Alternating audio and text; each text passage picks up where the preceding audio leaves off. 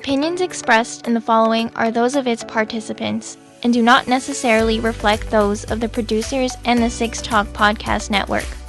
Also, the following contains mature material and mild language, which may not be suitable for all audiences. Discretion is advised.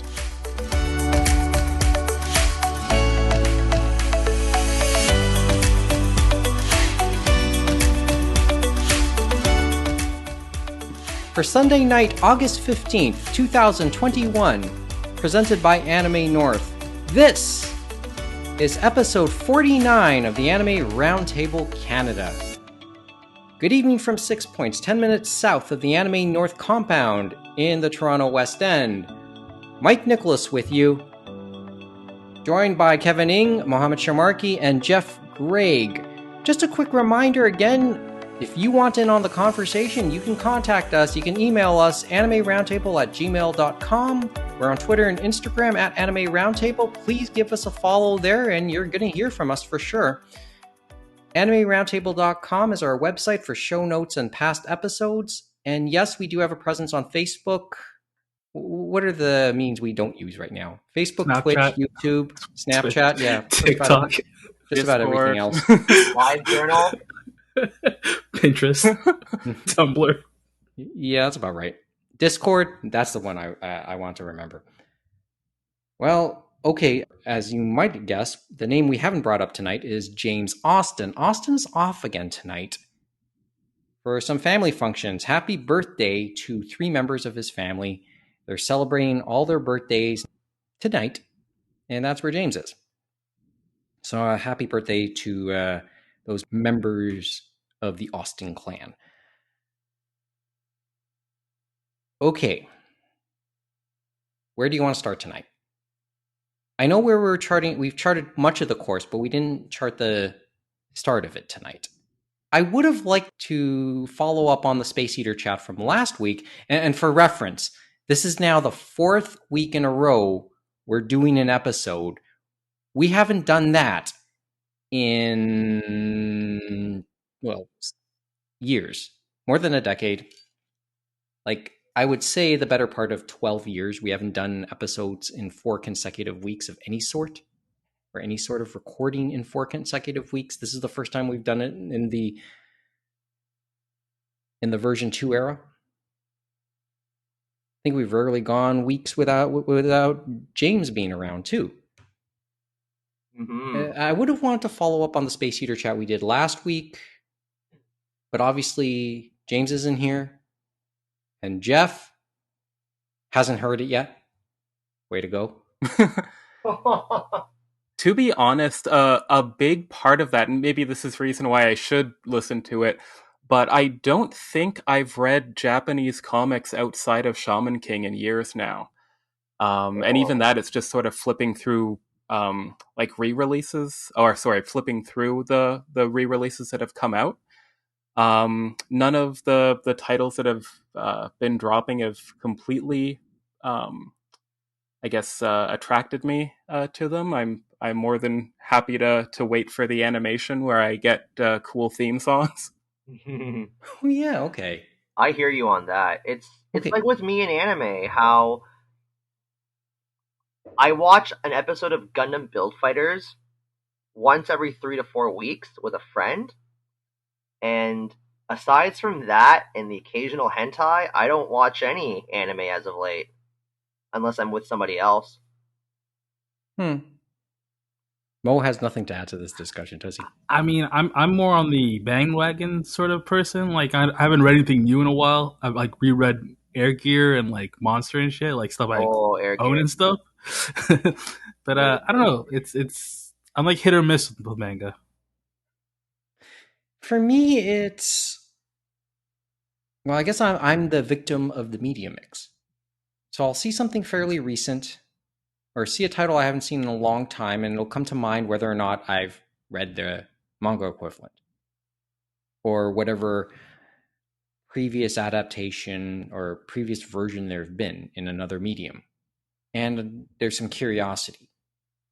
So obviously in the pandemic series, I've rifed off a bunch of shows that I've taken interest since then in their manga or light novel adaptations.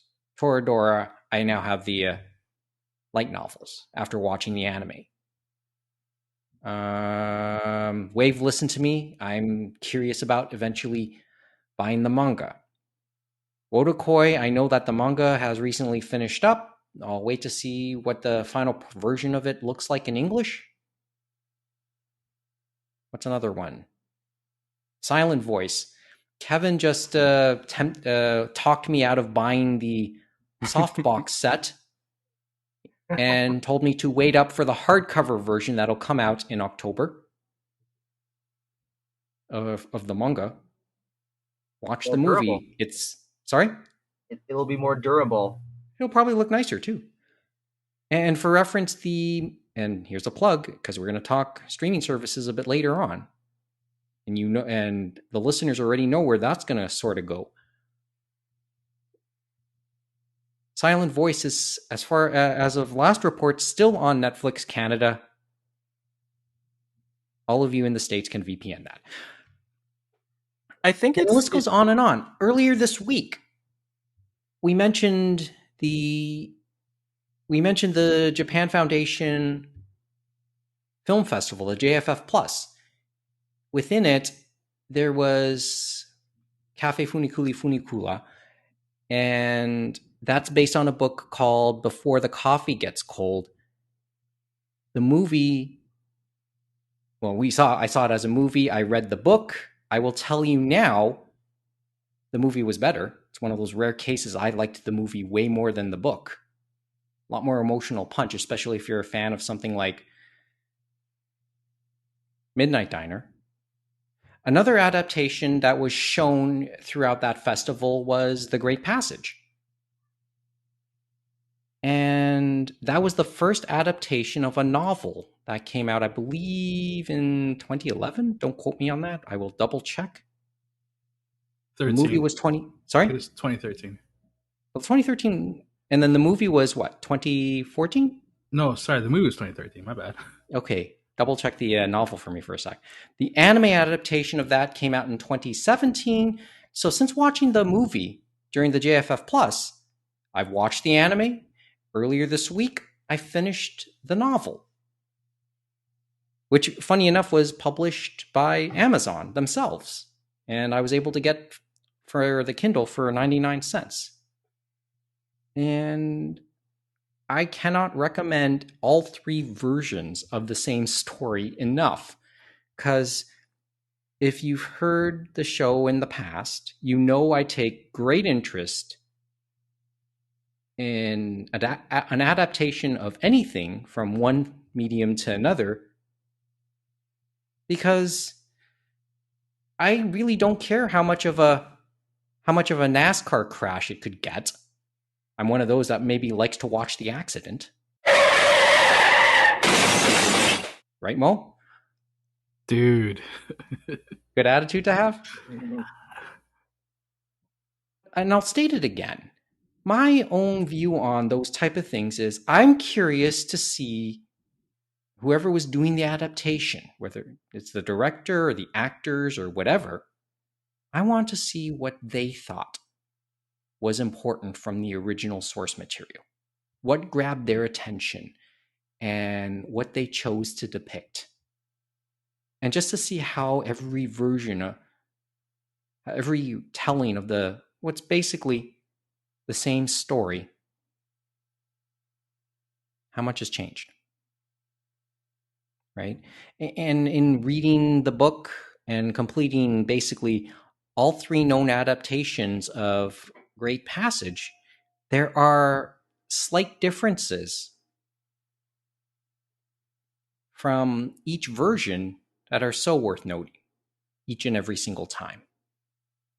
And to talk about it now would probably be blowing a good chunk of the plot, and maybe beyond what we have time for in the next, however long this episode's going to go. I think it's late enough on Sunday evening. I don't intend for this episode to get past an hour, although it probably will in some form, but not much more. So, Where did we start this conversation earlier? Well, just in what you just said, I think that it kind of, I don't want to say opened my eyes, but just I'm with you as far as really loving to see different adaptations. Like as much of a not great final product it was, I thought that the Netflix Death Note was fascinating. And on the sort of Netflix angle, in watching the 2021 Shaman King series recently, I did note that there were things that were cut from the manga. So I adore the Shaman King manga, as I've probably at least subtly made clear over the my appearances. Since the new year, yes. Yes. So like I have noticed some of those shifts, which I think is interesting because usually what keeps me from seeking out the manga version of something is the assumption that it's going to be relatively similar to what the anime is going to be. Like I haven't heard that, for example, My Hero Academia, I haven't heard that it deviates too much from the manga, and I've heard that it even adds things without, breaking canon. So I feel like there's no real reason for me to check out the manga as much as I love that series. And I'm more inclined to check out the Vigilantes side story because I'm slightly less sure that that's going to get an animated adaptation. It is fantastic. I do read it. Well, what's your thought? Oh, I was just gonna agree. The live action Death Note adaptation on Netflix, it got shit on a lot, but it's not that bad. I like, Elle's performance. And I think I've mentioned this in the past in the podcast, but I like seeing vastly or subtly different takes. Like I haven't seen the Attack on Titan movie yet, but I like that it goes in a different direction. I like that the Full Metal Alchemist original anime takes a turn. I think it adds new things to franchises. It lets directors and voice actors and writers kind of try new things. I understand why people wouldn't like it, but I think it's interesting. And with any sort of a changed or derivative or expanded work, like there are going to be changes, and as Mike said, like it can be interesting to see what's important or what people want to focus on, or even just what changes by virtue of it being in a different medium. I think to another series like D. Gray Man, I think is way more accessible in animated form. As beautiful as the author's work is, it is a little bit darker and messier and harder to follow. So there's lots of, I think, fascinating things that can come with adaptation. Mm-hmm. Interesting that it doesn't go the other way as often as I think it would. Like, if there was more manga versions of Western properties or well, I guess there are video game adaptations, but I know that they've experimented with Marvel and DC manga in the past, and I wish they would do more of that. There's this The Iron Man stuff was pretty good. Yeah, there's this series where like Joker is taking care of a baby Batman. Like Batman's turned into a baby and Joker has to raise him so he still has a Batman to fight one day. So, people are doing creative stuff.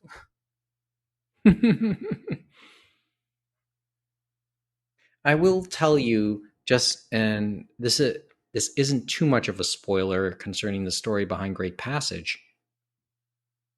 There's a lot more character development of characters you really didn't think of in that.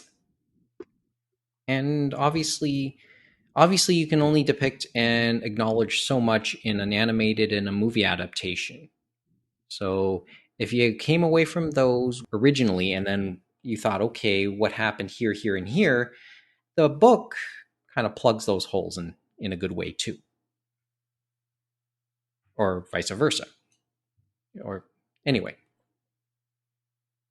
But yeah, those are, I mean, that's just the take. I guess a basic takeaway from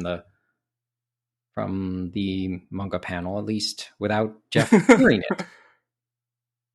your assignment. So now you know your assignment for the next episode, Geoff. I feel like in university I got away with not reading the textbook pretty well. So hey, we're cut from the same cloth in that sense, Geoff. I took a course on comic books and didn't buy The Dark Knight Returns and still did very well on the essays involved in that topic. Yeah, well, what's the phrase? Keep faking it until you can't make it anymore or something? Well, I listened, I researched, but yeah, fake it till you make it, I think is the quote. Oh, fake it till you make yeah. Anyway. Well, anything else that has your attention this week? Or should we just get to some of the more main stuff? Oh, yeah, Olympic talk. Anything to add from the Olympics now that it's a week done? Or do we wait a little more? And just a quick thought before we move only on. 5 months till the next one. Yeah, that's true. That is true. Well, I think now that the euphoria has ended in Tokyo, and my understanding is, as the Olympics happened, all the talk about wanting it canceled, and being against the Olympics, at least from the citizens there, it kind of muted because one, it was happening already, and two, Japanese athletes did okay. But now that's but now that it's all done, now comes the best part, the bill. Now the party's over, right? Although there's still the Paralympics to happen in a couple weeks. So people are now curious to see how that's going to affect the COVID case counts there. That's before we talk about here as well.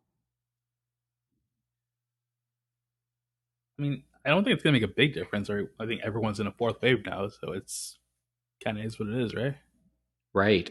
Well, I mean, I mentioned my work at the mass clinics here in Toronto. That's a contract position, and that contract will expire actually in the coming week. Even though, of course, the pandemic is ongoing. And as noted by Mo, we're now in the midst of a fourth wave. But I think the general consensus is the mass clinics have done their job. It's taken the people who want to get vaccinated through those means already done.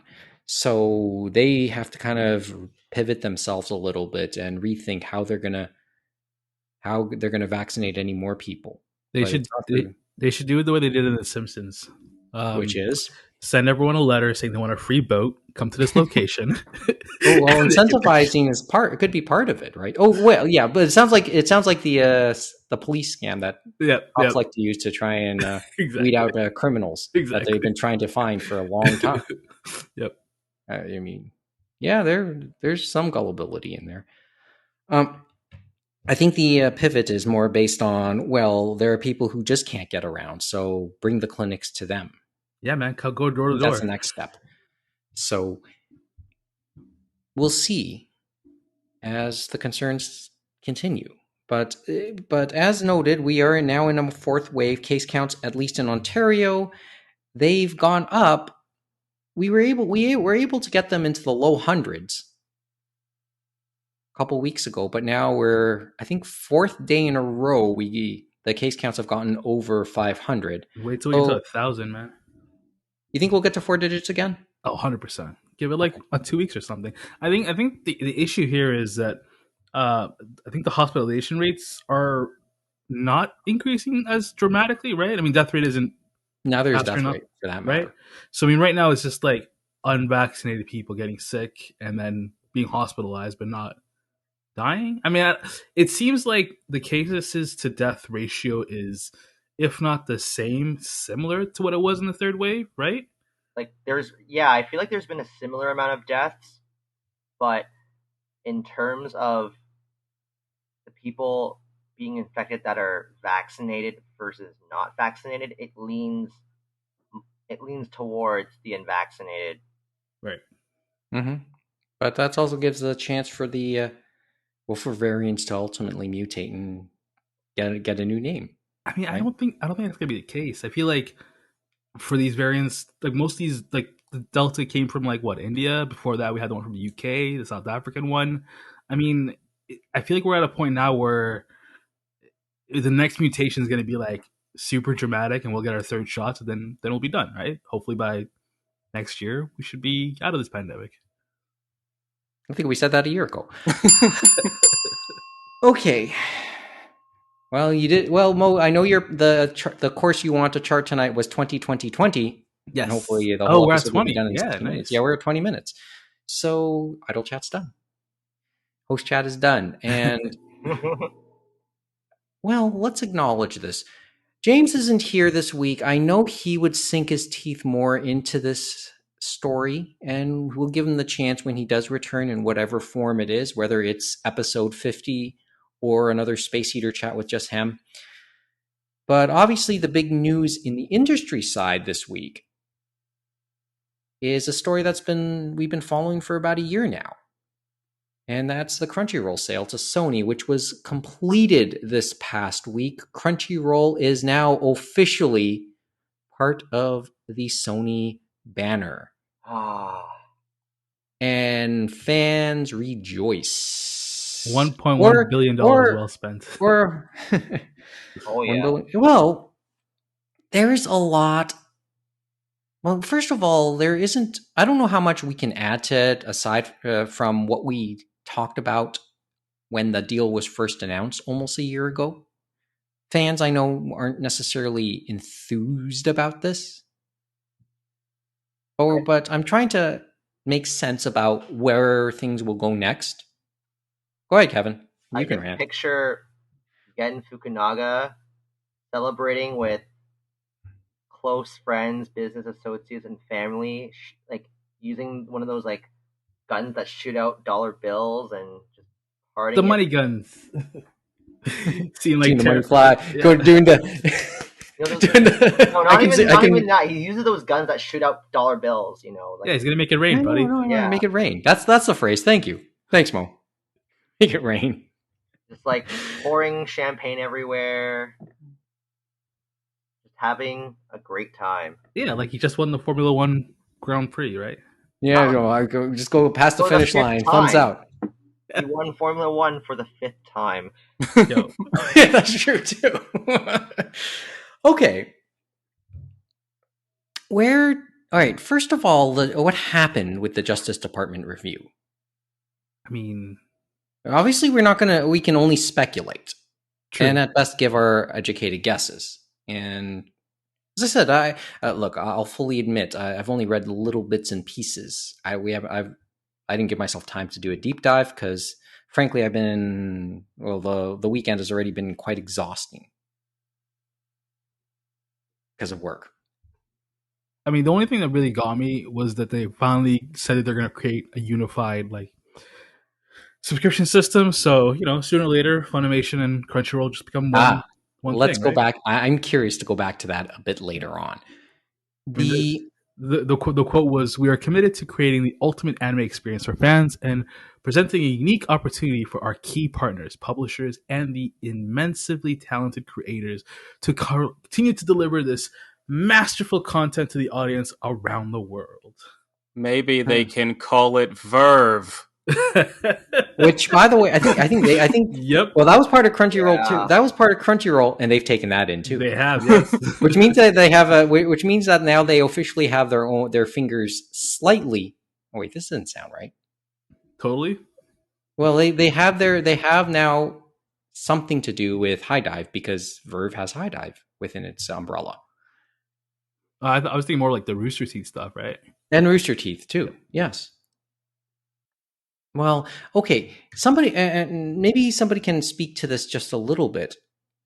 We talked last year about anime being more within one of those big pillars in Sony's plans moving forward.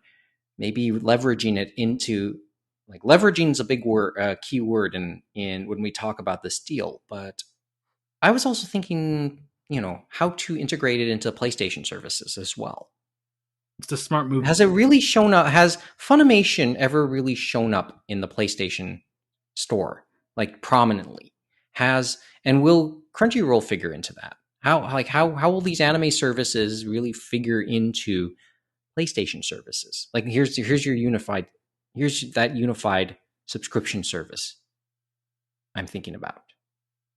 I mean, that's a smart. Or is it too early to say? It's a smart move on their end. I mean, do like the Apple type situation where you just have a bunch of services under one umbrella. I think it'll be a little while before Sony has anything like that up.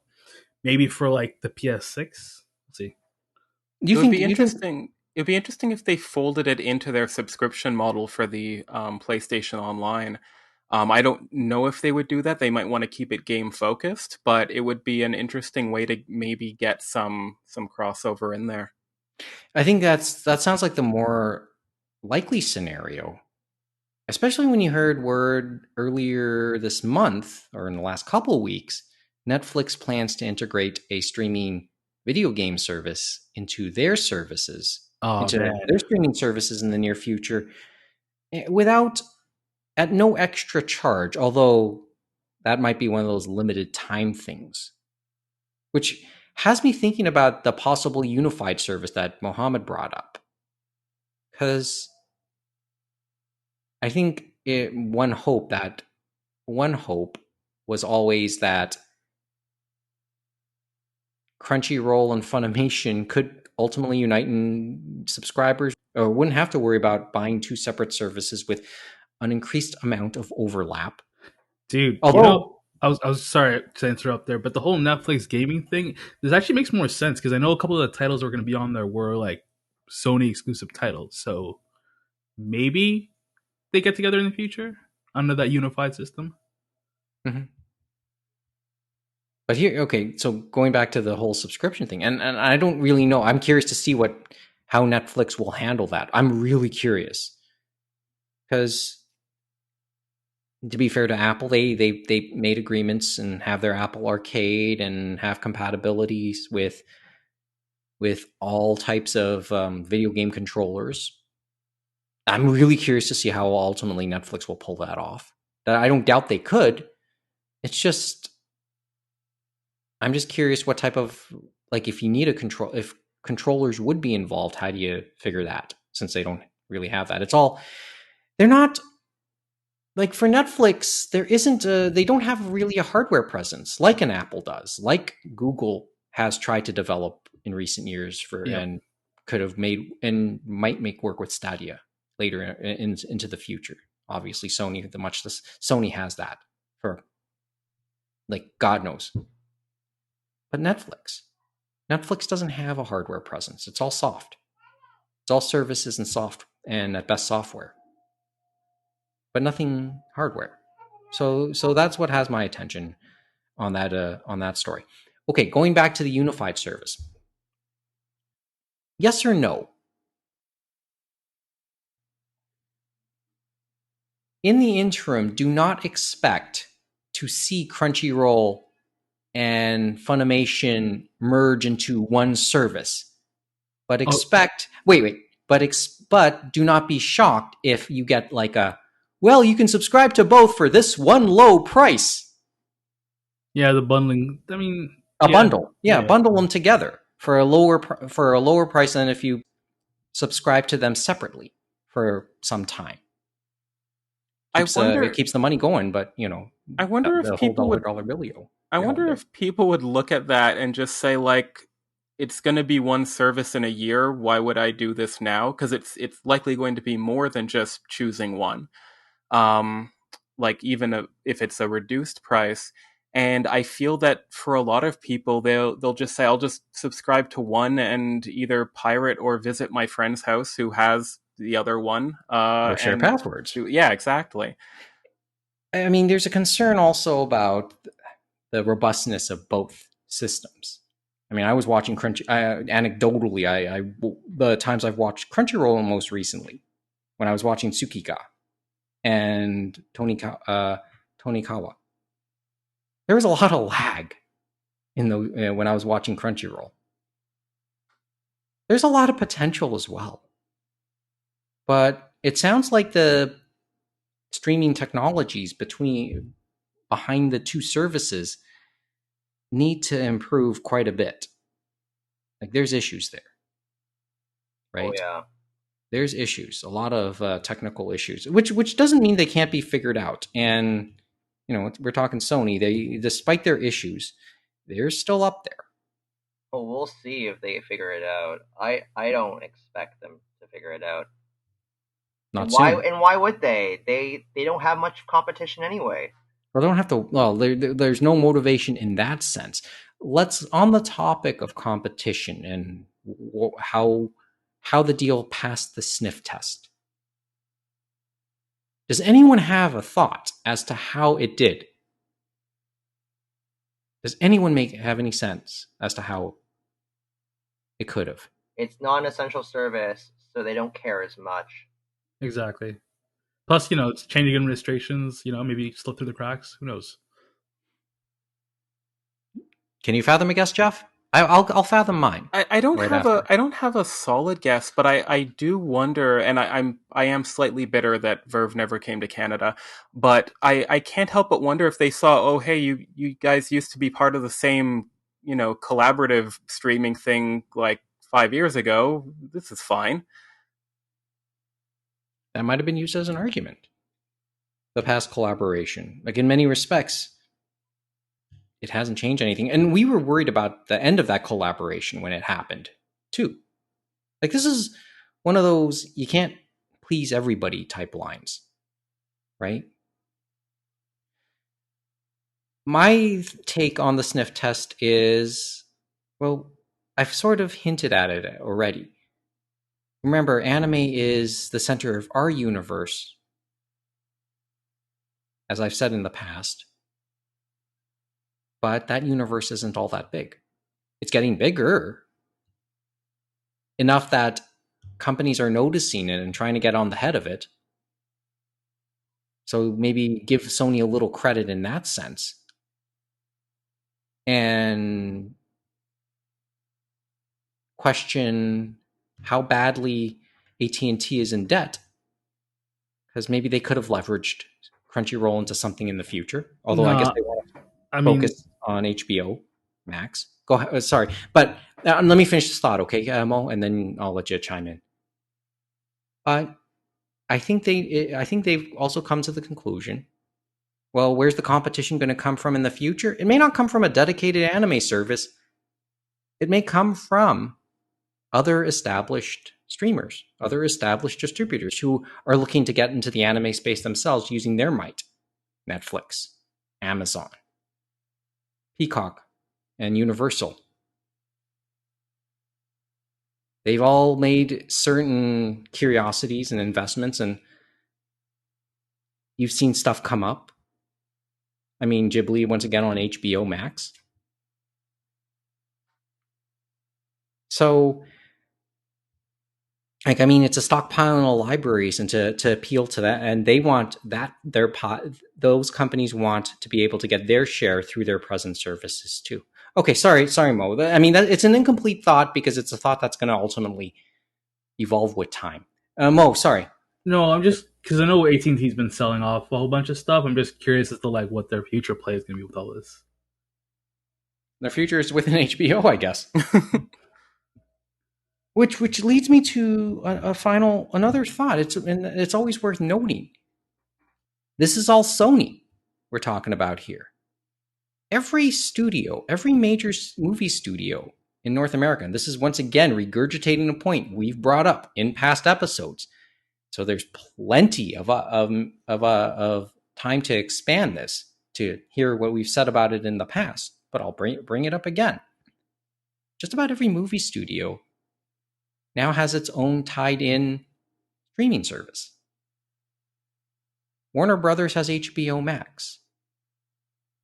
Universal now has Peacock.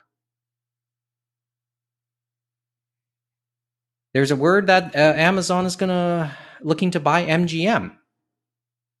And with it, the rights to the next James Bond movie. Oh, really? Sony doesn't have that. They had Crackle. That's not in their portfolio any further. But they don't really have a platform themselves. I mean, okay, CBS, Paramount Plus. There's another example, right? Disney Plus. After all that, I forgot to mention Disney. And they have one, and they have the top, and they have arguably be number 2 right now. Or three. Or who would be number 2? Who, like, we know who number 1 is. Who's number 2? Yeah, Netflix, Prime, and then Disney Plus. That's how I always see it. Oh, you think it's Prime? Okay, cool. I mean, Prime's looking to get James Bond into their umbrella. Exactly. Sony doesn't have that for all its might. I've brought up they've had all the pieces in the past. They had all the pieces to make the smartphone.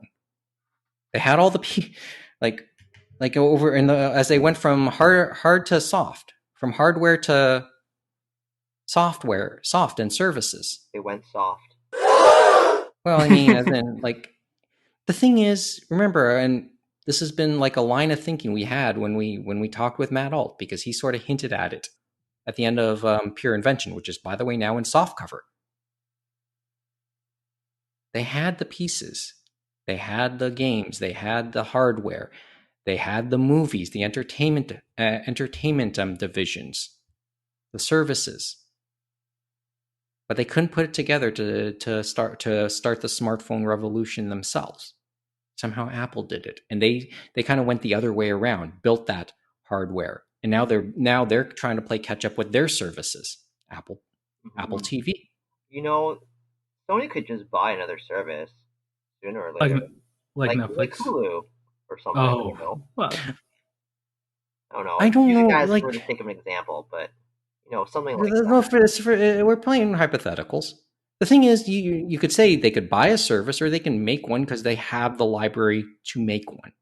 Matter of fact, they now own 2. I think it's just they just want to consolidate that, make it establish it as a brand, I guess, or go with an established brand, because Sony is a brand in and of itself. I'm telling you, man, they're gonna wait out this current war of streaming services, and then PS6 comes around, and bam, brand new streaming service. Oh, that's at least another half decade to go. I don't know, man. Assuming anybody really settles in and gets a PS5. I mean, exactly, man. We're all gonna jump that first generation, go straight to PS6. That's the problem. We might end up at the rate things are going. So we're almost a year into the PlayStation 5 era. Yep. Still can't find one. Oh, you can find one if you try hard enough. I know, but I have enough headaches in my life. So the topic of branding, I'm not sure. I'm posting in the chat, but if any of you saw, Jesse Bedridge liked a post by one at Bob Servo that reads, "My only thoughts about the Funimation Crunchyroll merger. I hope the Funimation brand gets chucked in the trash because it comes from an era when publishers wanted to disguise the Japaneseness of their products." Which, as Jesse mentioned, is an interesting take. I'm not sure Crunchyroll is too much better. I guess it's more vaguely Japanese, but that's it's an interesting point, right? And I guess Crunchyroll, like, in terms of recognition to fandom, which one works better? Could be Crunchyroll, because Crunchyroll's seen as the victim brand in this, I guess. The underdog. But it has its own story. Obviously, because of that, I feel that Funimation would come out on top. Like it's the more at home name, almost maybe purely because of Dragon Ball. People, maybe they don't know their new logo, but they know the name. It's in the beginning of all those Dragon Ball and Hiroaka movies that have come out in the last 5-10 years. You as well. Yeah, like, and I'm not in love with either of these names, but I think either of them would maybe be better than Sony Entertainment Anime Division. Well, I guess you're right too, or Aniplex for that matter. Because, I mean, they have a whole load of different names under that anime umbrella. So it'll be interesting to see which one they ultimately go with. Do you think they will pick one, or do you think they might try something new? Sony Plus. It'll be interesting. I think it's a fair question, because branding kind of matters. But you're right. How corporate do you want to get? Because, we've had this discussion too. And anime likes revolution. And will the service have more than anime on it? Whatever they call it. Like, if it does have live action content or American content, will they stick with something like Funimation or Crunchyroll that has, word hooks to animation, or like historical hooks to the subbing industry or the grassroots industry, I guess. Mm-hmm. Could we look at Crave as a possible example? The way they tier themselves. I don't know if we want to go that route, because it means you have to. Sometimes it's just, in order to get to Crave's HBO tier, you have to go with the basic tier. You can't really pick and choose. You just have to choose one level, and then if you want the next level, you have to choose the first level first before into the second level. Do you think that there is a path for both Crunchyroll and Funimation to coexist, even under the Sony umbrella? Like under just the names? Yeah, like just the branding. Like, is there any way that they could brand certain series as Crunchyroll and certain ones as Funimation? Well, in the past, I get the feeling. Well, okay. The thing is, and that probably comes back. Now we start to bring in the whole Crunchyroll originals. Like, we want to talk at length about it in this episode. I don't think we'll get that time now. Well, in the past, what they did was that they threw all the Japanese language material onto Crunchyroll, and then Funimation would host all their English dubs on their end. That was the collaboration back then. Yeah, like in theory that could still happen, but I highly doubt both names will coexist. I get the feeling. I get the feeling one or both could be eliminated at some point. I think it'll be Crunchyroll. I think they should keep Crunchyroll. I think it has the better. I actually feel like Crunchyroll has the better brand recognition amongst the current fandom, like the subtitle watching fan base. But I don't think that will last for very long. Well, what becomes of the Funimation name? Do you see it being used still, or do you see it going away? Who bought out who, right?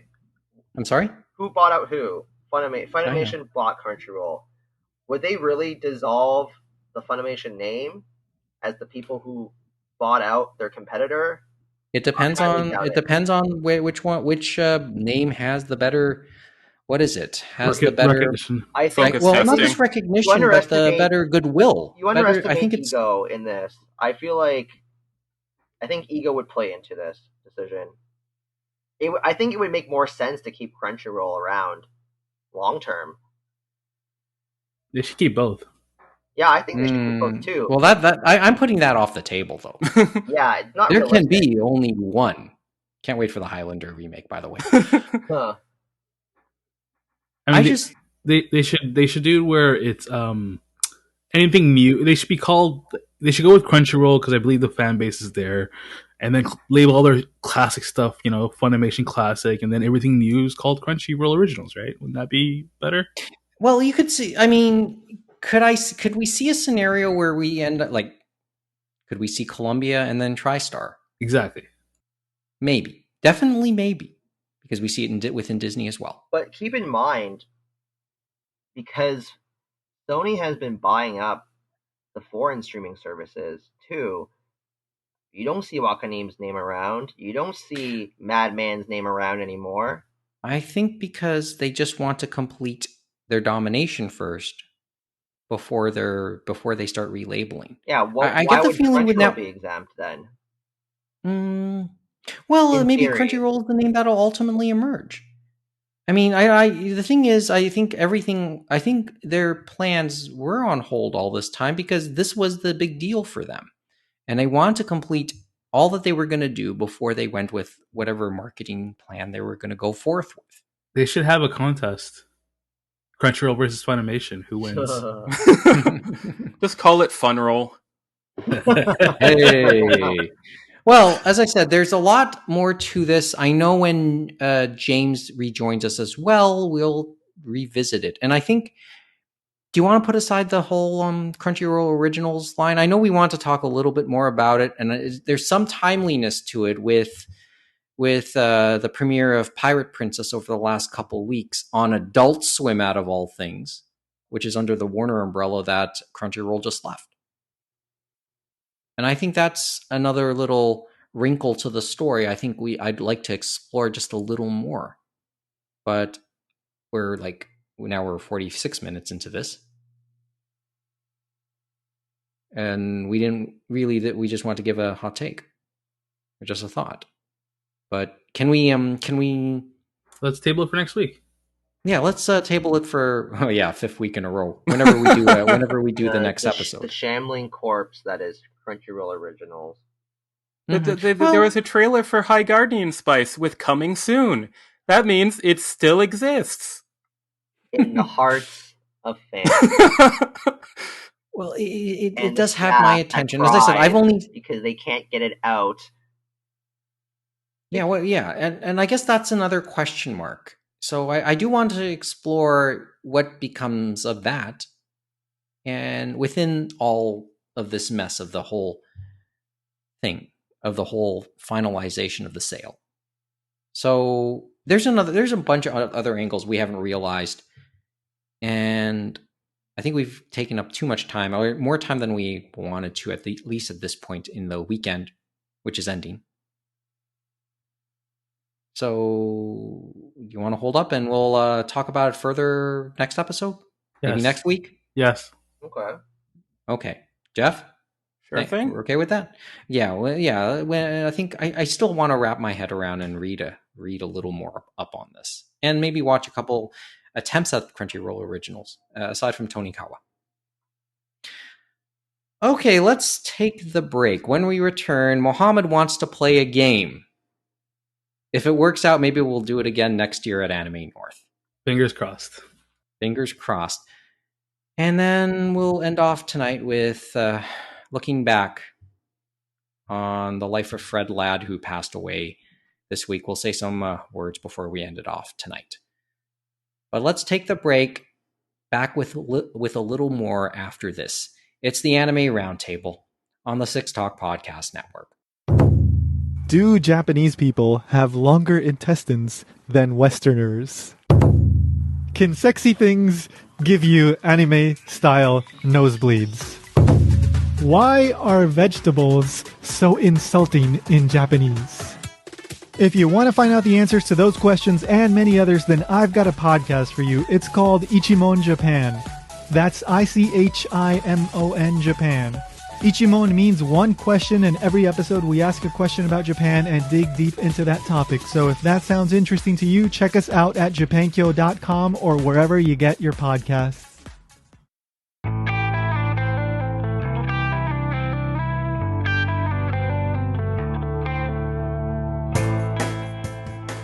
And the podcast now continues.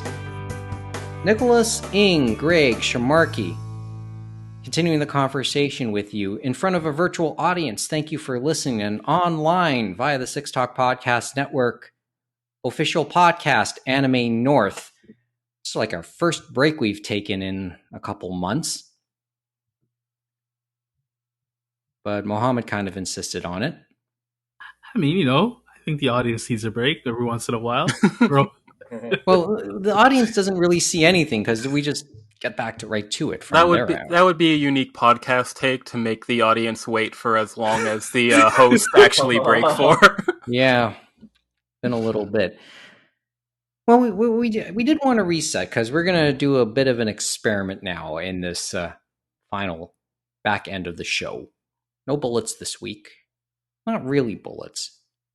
But Mohamed wanted to play a little game. And I guess this is sort of...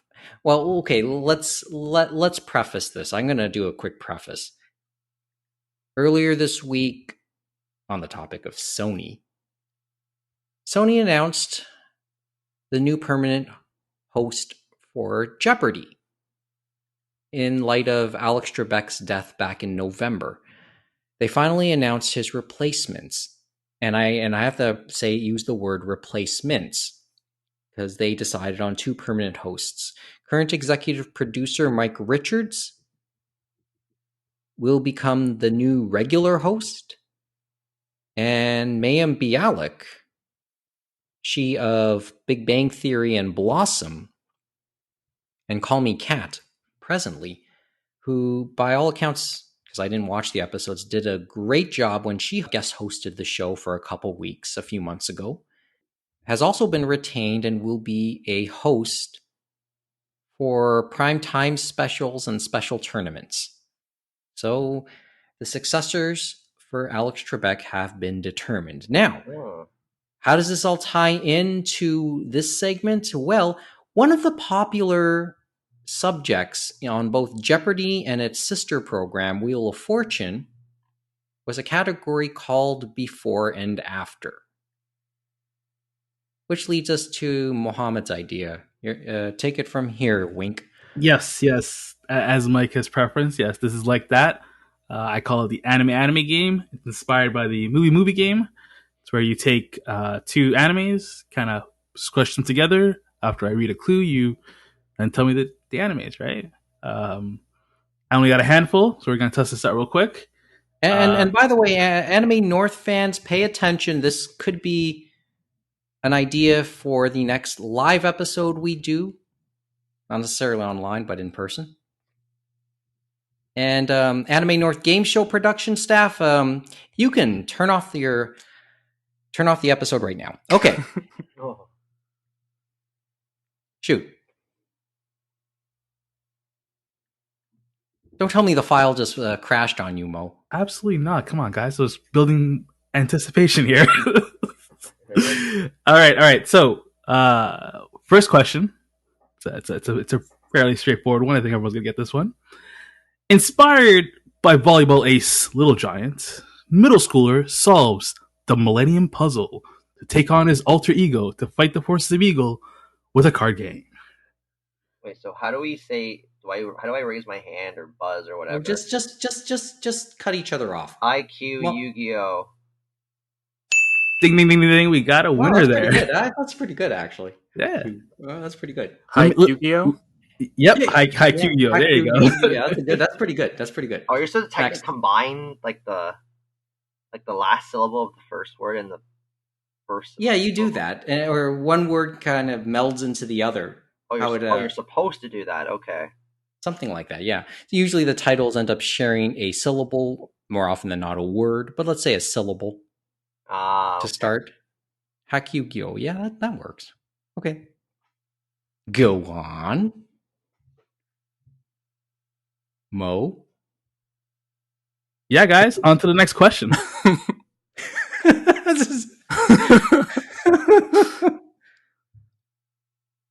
All right, let's try a remix of that real quick.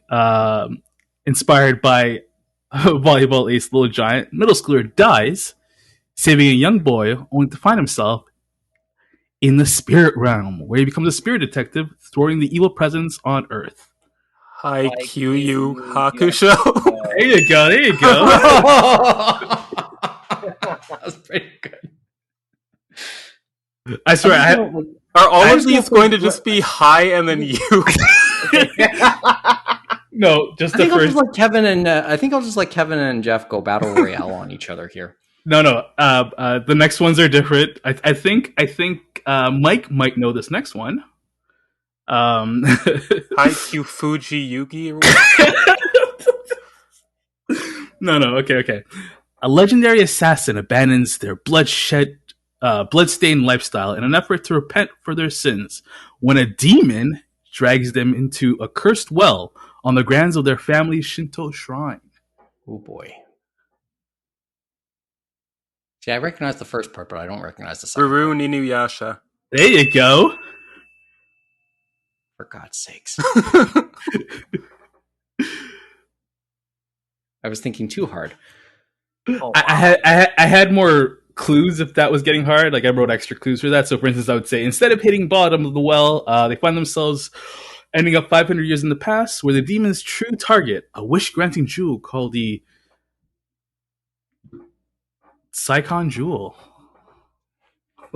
Do those series you'll get added by Inuyasha fans. Okay. Do those series take place in the same time? I'm guessing maybe. I mean, what Inuyasha? Inuyasha and then Kenshin. Kenshin takes place like in the early years of the Meiji era, and I think Inuyasha you're going centuries back. Okay, because I know Inuyasha was like when guns were invented, but that was still some centuries back. Okay. I would say 1500s easily, but but what the hell do I know? But I'm pretty sure. No, I think you're right. By the time late 1800s happened, guns had been established enough in Japan by that point. Okay. All right, next one, guys. Next one. With the Great War finally over, this former soldier takes a job at a postal service after a chance encounter with a girl on a train. Sorry, after a chance encounter saving a girl from a drunken man on the train, the soldier finally works up the courage to confess his feelings.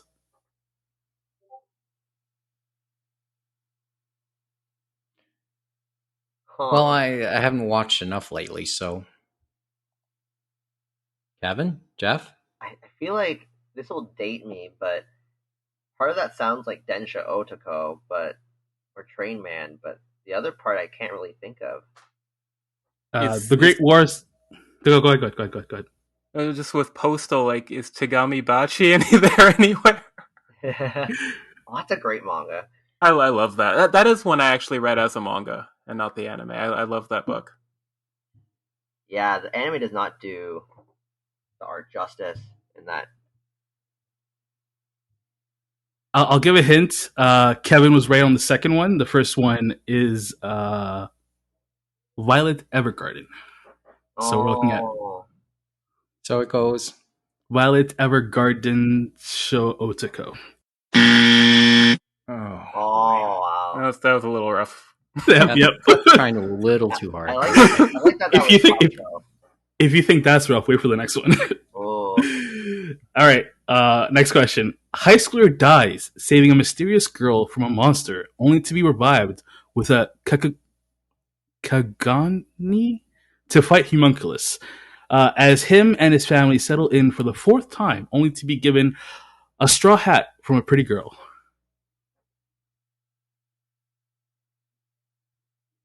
See, the straw hat part. But Shanks is a guy. Say it again. Yeah, read through the prompt one more time. No problem. High schooler dies, saving a mysterious girl from a monster, only to be revived with a Kagami. No, it's Kakugane. There you go. To fight Homunculus. As him and his family, who all have powers, settle in for the fourth time, only to be given a straw hat from a pretty girl. Well, the second part is a reference to Kimagure Orange Road, which is certainly which is correct. The first one's a little harder. I think the key there is like Kagane.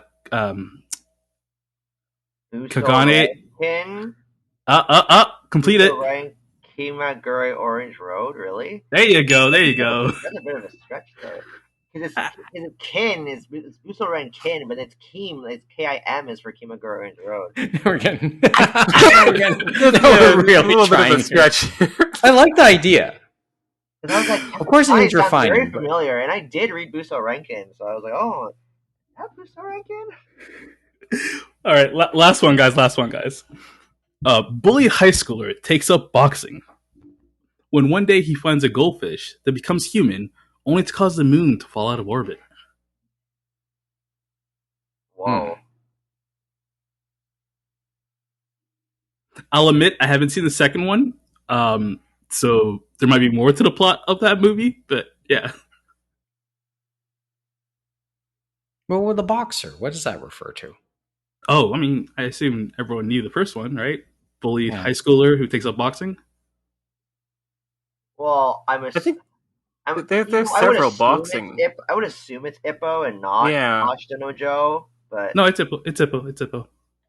What was that new one? The box with the robot arm? Megalobox. Okay, Megalobox. Yeah. Oh. But so The goldfish that causes the moon to fall out of orbit. That's Ponyo. So it's Hijima. That was an okay one. Hajime no Ipponyo. That's good. Way to go. I like that one. I like that one. And that's it, guys. Clever. I would say a solid B. I think what tripped me up. Solid B. I think what tripped me up over the last one is that in I guess bowing to the creator's wishes, I rarely consider Ghibli anime anymore. Like I wasn't even thinking about Ghibli as a possibility for one of these options. Whether he likes it or not. Anyway, I like the idea. I do. I do like the idea. I think visuals would work in the future. So maybe the Anime North game show crew might want to pay some attention to this. This was fun. That was actually not bad. I couldn't get a single one, but and honestly, I pushed with the Kimigori Orange Road because I knew you like that so much. You tried, and thank you for trying. Yeah. So that was worth it was worth a go. So thanks for trying it.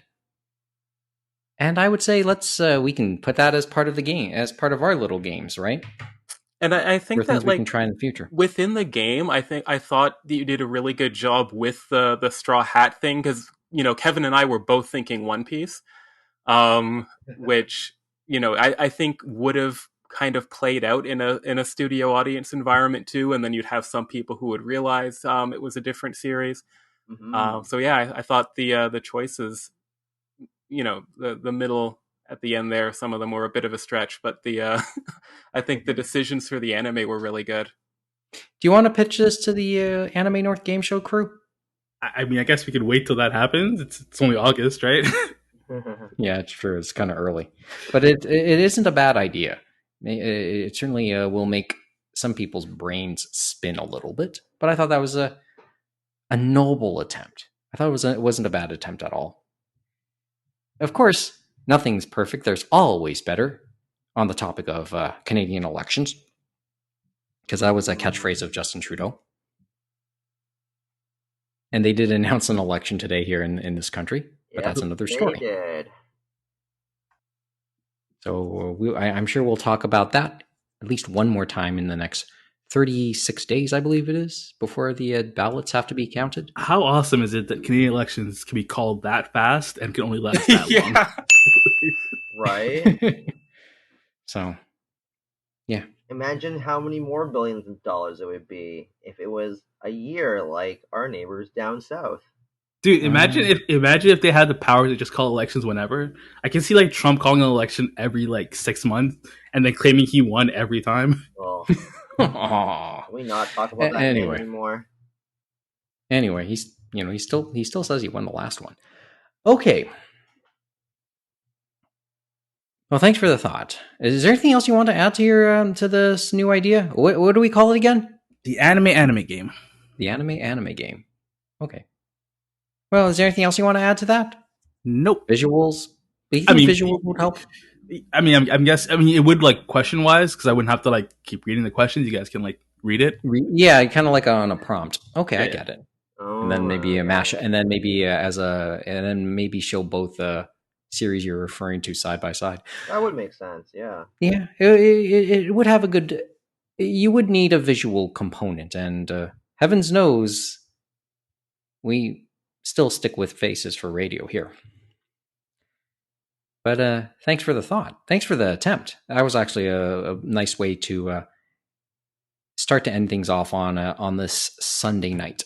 If you plan enough in advance, you could commission art to actually fuse the anime for the victory. I mean, screens. While Mike was mentioning visuals, all I kept thinking was Haikyuu Yu Hokusho with spiking and then a spirit gun. Hey! Now that you added another element and another idea from Geoff, commissions. Maybe if there are artist alley or comic market artists who are interested in playing along, let us know. Actually, I'm gonna let I'm going to let Squirrely know about this idea because they're prominent in the comic market. So this might be a thought for the future, Mo, if you don't mind. Yeah, no, absolutely. Okay. Anyway, thanks for that. We'll do the bullets again next episode and go through a few more headlines because heavens knows news is always abound. So on that note, we're going to end off this evening by remembering a pioneer. It was announced earlier this week that Fred Ladd passed away.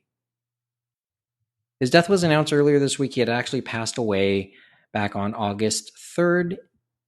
By all accounts, natural causes. Let me just look this up. Yeah, he died at the age of 94.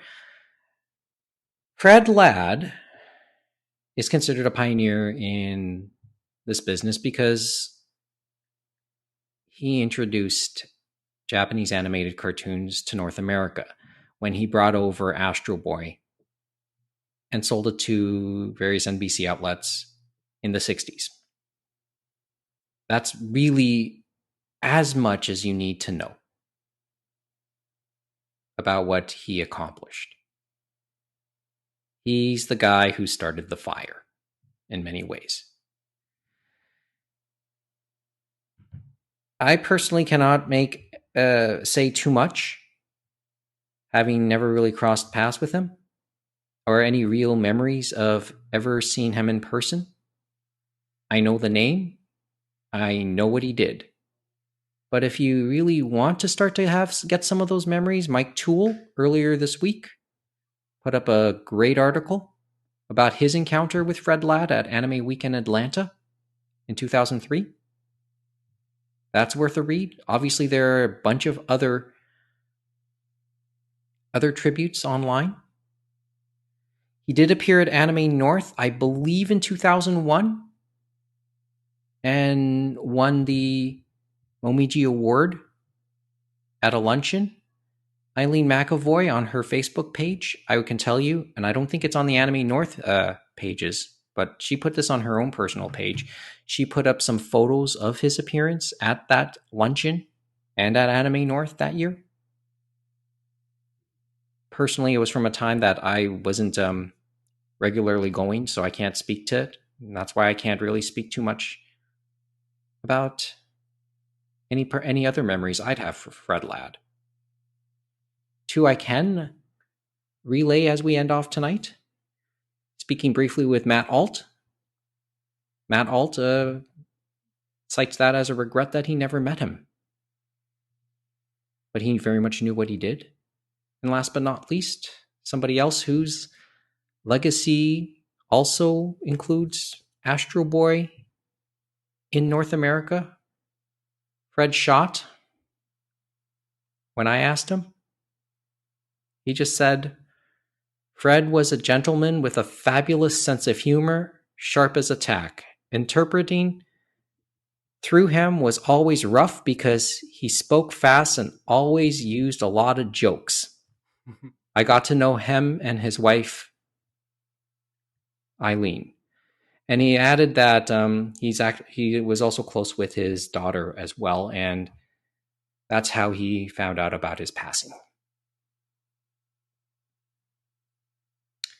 So once again, Fred Ladd, gone at the age of 94.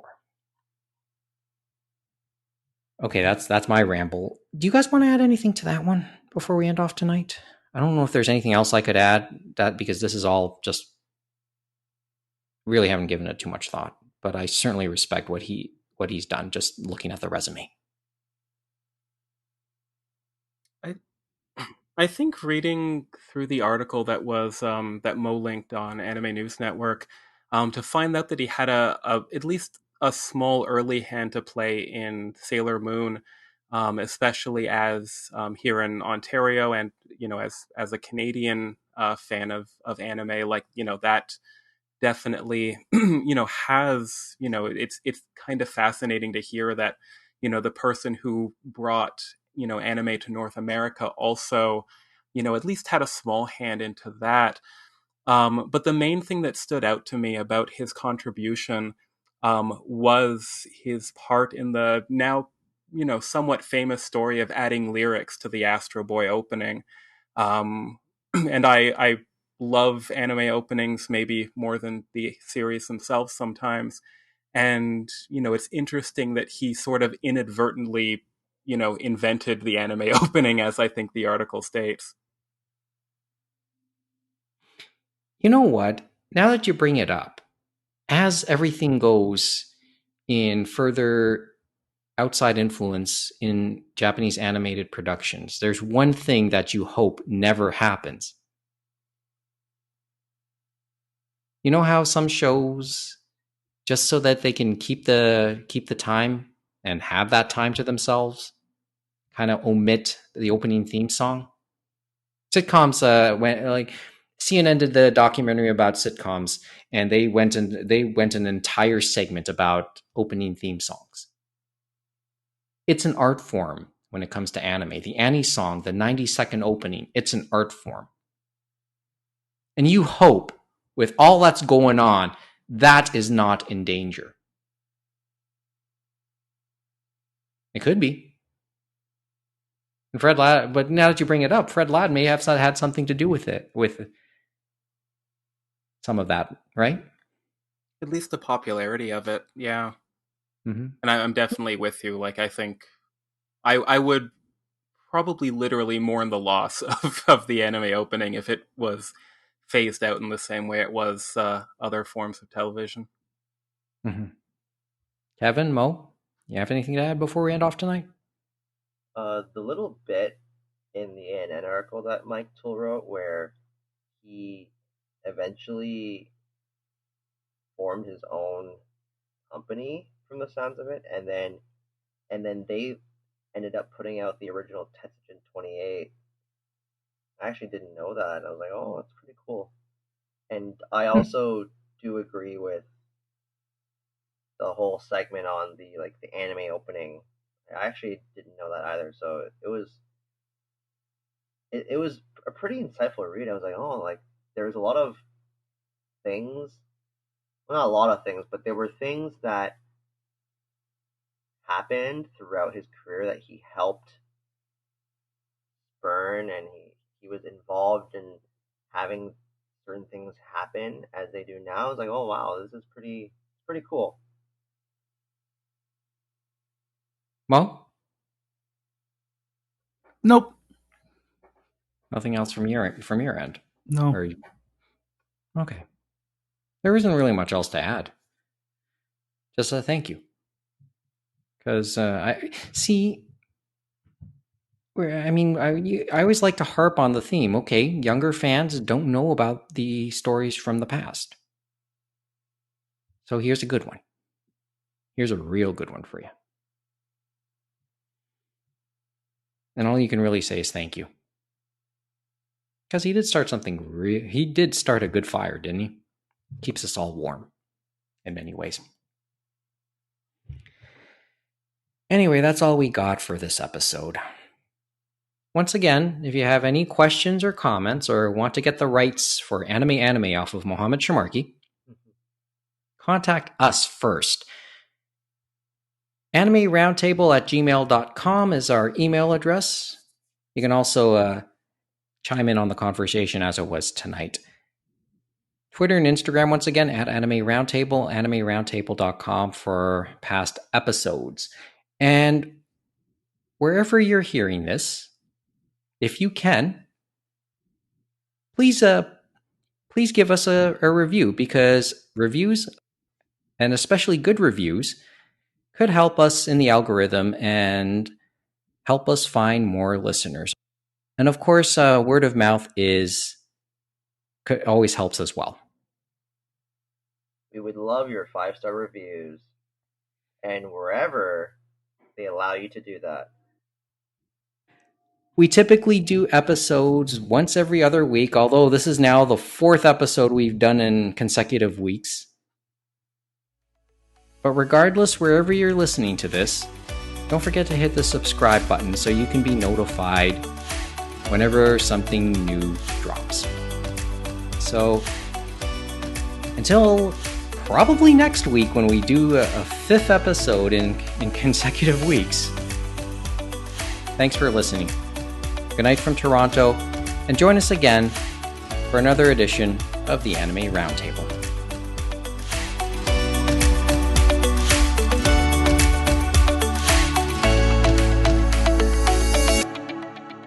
Who would think next episode is going to be episode 50? It's a big 50. Yeah, makes me feel old.